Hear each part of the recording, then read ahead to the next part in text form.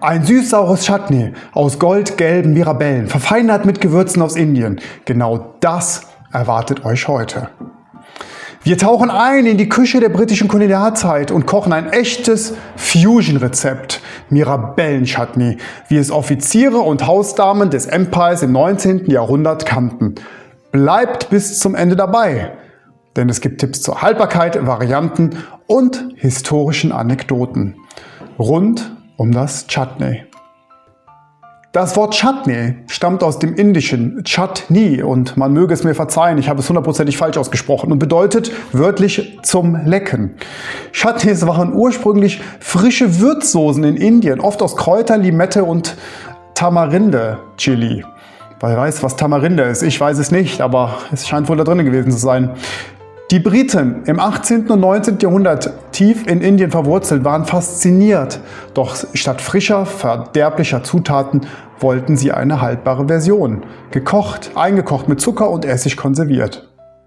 So entstand das englische Cooked Chutney und es fand bald seinen Weg zurück nach Europa. Doch Mango war in Yorkshire Mangelware, also ersetzte man sie durch Pflaumen, Rhabarber oder Mirabellen. Eine perfekte Fusion zwischen indischer Würze und europäischem Obst.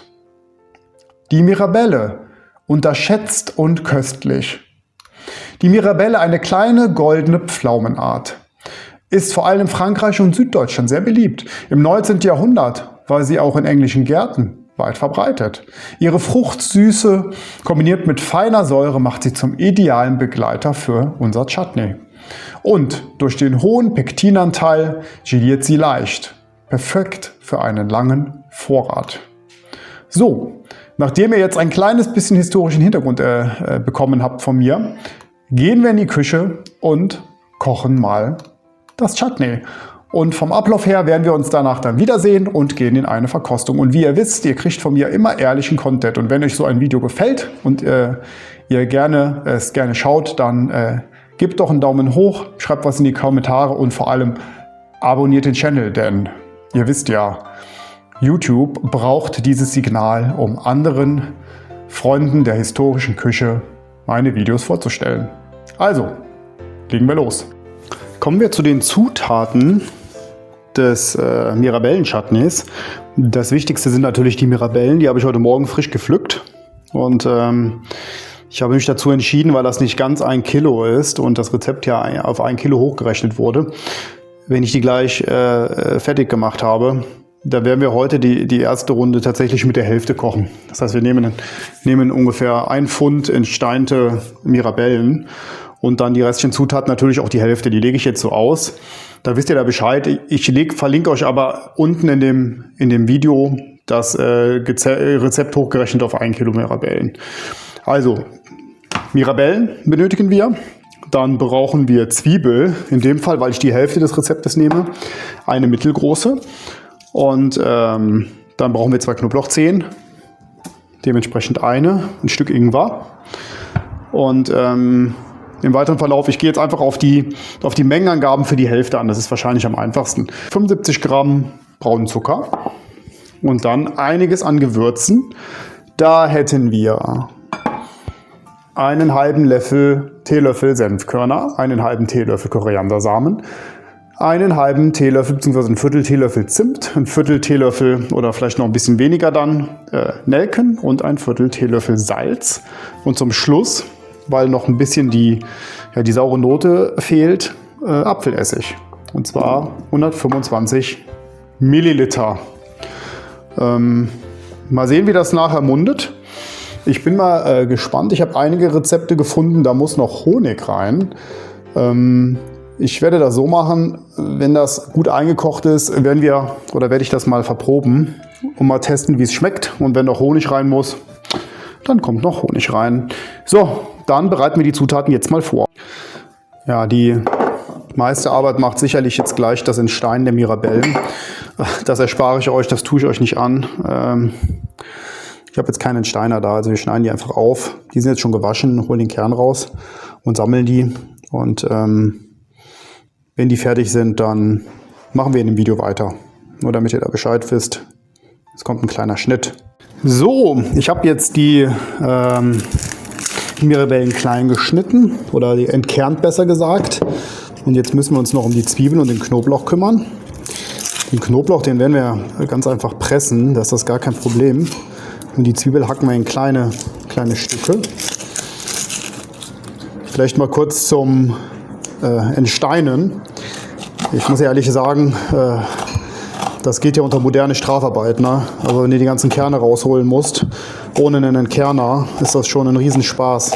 Aber ihr könnt ja mal in die Kommentare schreiben, wie ihr das immer so macht.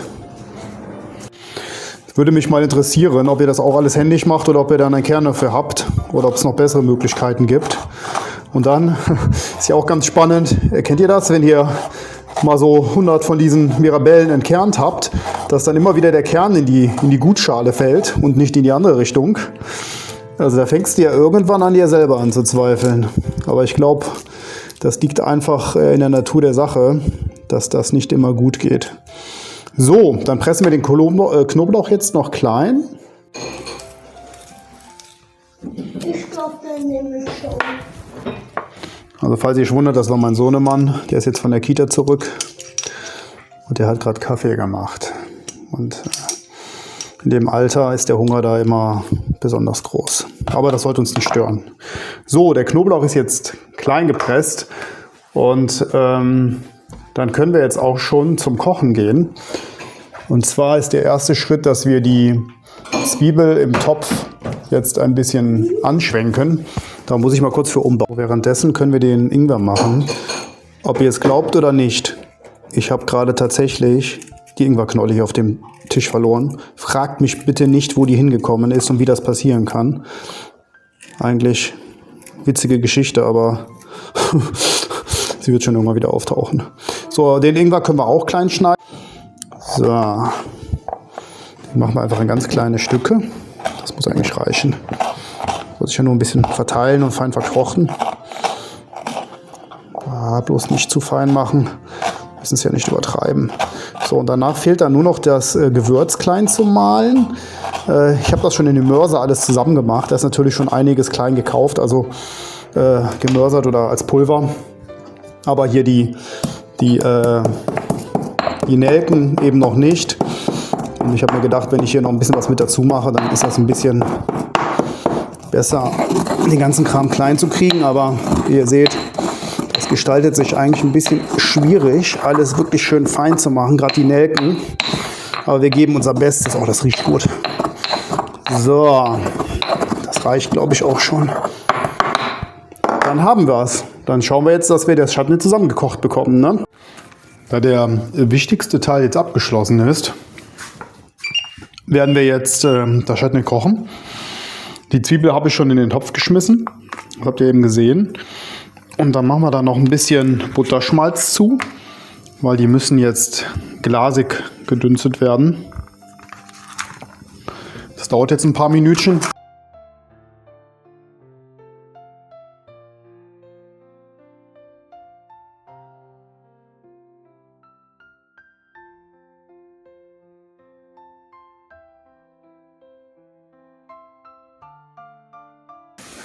Und da meine Frau auf die Idee gekommen ist, den Grill heute Abend anzuschmeißen, können wir das Chutney wahrscheinlich auch direkt mit einem Stück Fleisch verproben.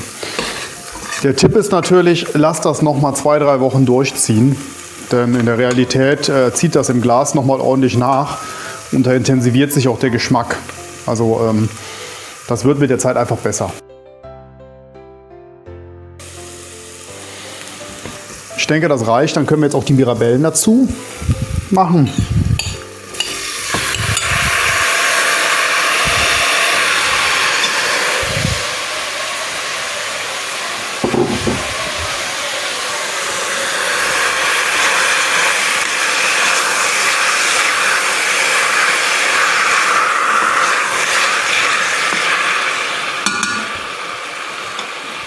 Und dann kommt noch der Zucker dazu. Und natürlich auch noch der Essig. Dann rühren wir das kurz um. Und jetzt muss das Chutney noch circa 1 Stunde einkochen. Und ich würde vorschlagen, wir sehen uns in 1 Stunde wieder. So, also es sieht soweit ganz gut aus. Ich habe das auch schon mal ganz vorsichtig probiert. Also nachher das Verkosten ist nicht mehr 100% echt, aber ich will es ja noch ein bisschen kalt werden lassen. Das hat jetzt etwas länger gedauert als gedacht, um nicht zu sagen, ja, fast 1,5 Stunden ungefähr habe ich es köcheln lassen. Es ist auch sehr ordentlich eingekocht. Und ich habe jetzt die Gläser sterilisiert. Ich muss das jetzt irgendwie hier reinkriegen. Das sind recht kleine Gläser. Das dauert jetzt ein bisschen was. Aber ich habe das jetzt folgendermaßen gemacht. Ich habe die gespült in der Spülmaschine und habe die danach nochmal in den Backofen gepackt bei 100 Grad für 10, 15 Minuten. Vielleicht schreibt ihr mal in die Kommentare, wenn ihr Lust habt und noch könnt, wie ihr das so macht. Was ihr da so an Zeiten wählt oder ob ihr das irgendwie ein bisschen anders sterilisiert. Und ich schraube die Gläser jetzt gut zu und drehe die dann tatsächlich nochmal für 5 Minuten auf den Kopf, um sicher zu gehen, dass die Deckel auch wirklich durchgehend heiß werden. Nicht, dass mir da irgendwo was passiert. Und ja, das Muster, ich werde gleich noch ein Muster nehmen, wenn es nicht reicht, oder ein Glas offen lassen, um es schon mal zu essen. Vielleicht nehme ich es gleich auch mit runter zum Grillen. Ich weiß noch nicht genau, wie ich es mache. Ihr kriegt auf jeden Fall ein Verkosten von mir. Notfalls kommt es morgen zum Frühstück mit einem Stück Käse. Das soll nämlich auch super lecker sein. Also ich kann euch jetzt schon sagen, ups, jetzt bin ich an die Kamera gekommen, Entschuldigung. Also ich kann euch jetzt schon sagen, vom Probieren her, das ist schon was Feines. Ja, das ist eine Säure, die da drin ist. Die ist wirklich sehr geil. Denn die zieht so ein bisschen auch die Mundwinkel zusammen. Jetzt nicht so stark, wie das bei Schlehen ist. Ich weiß nicht, ob ihr das kennt. Aber doch so ein bisschen irgendwie. Und das ist eigentlich ziemlich cool. Ich kann mir das sehr gut vorstellen, dass das mit Fleisch super gut harmoniert. Aber wir werden es ausprobieren. Es ist nicht sehr viel geworden. Also wie gesagt, das war die Hälfte der Menge. 500 Gramm von den Mirabellen. Und da ist einiges von verkocht, wie ihr seht, damit das so eine richtig schöne Konsistenz wird. Und da kann man also locker die 2- bis 3-fache Menge, also man kann doch sicherlich 2 Kilo Mirabellen machen und die dann wegkochen. Ich denke, das würde auch noch sehr gut funktionieren. Probiert es mal aus, schreibt es mal in die Kommentare. Vielleicht habt ihr noch ein paar Tipps für mich, wie ich was besser machen kann, ob das, was ich hier so treibe, vernünftig ist oder nicht. Und wir sehen uns gleich beim Verkosten. Ich bin ehrlich, ich habe es nicht ausgehalten. Also ich habe das Chutney mit runtergenommen, meine Kinder haben gegrillt und ich muss das jetzt probieren. Und ich gebe euch eine ehrliche Einschätzung, ob ihr das mal nachmachen solltet oder besser nicht. Wir probieren es mal mit ein bisschen Pute und an alle Vegetarier, es tut mir leid, nee, ich tue es nicht.